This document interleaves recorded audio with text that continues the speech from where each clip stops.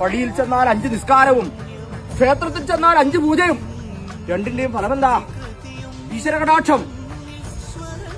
മാനവ ജീവിതത്തിനകത്ത് വീടുന്നിരിക്കുന്ന മോക്ഷത്തെ പ്രാപ്തമാക്കുക എന്നുള്ളതായ ശ്രേഷ്ഠമായിരിക്കുന്ന കർമ്മം. അത് തന്നെയാണല്ലോ നിങ്ങൾ ചെയ്യുന്നതും. 5 നേരം നിസ്കരിക്കുമ്പോഴും അല്ലേ എന്റെ ദൈവേ, അങ്ങനെയല്ലേ നിങ്ങൾ പ്രാർത്ഥന ചെയ്യുന്നത്?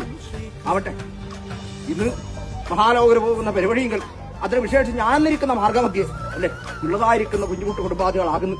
ഓർമ്മ വെച്ച നാളെ മുതൽ അന്യരെന്ന് കരുതിയിട്ടല്ല, എന്റെ ദൈവം എന്ന് കരുതിയിട്ട് തന്നെയാണ് മനസ്സിലകത്ത് പ്രാർത്ഥന ചെയ്തിട്ടുള്ളത്.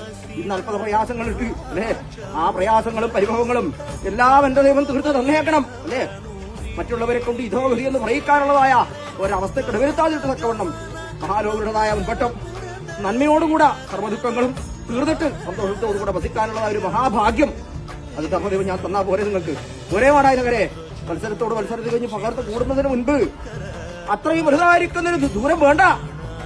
കൂടി പോയി ചേറി പകർക്കുന്നതിന് മുൻപായിട്ട്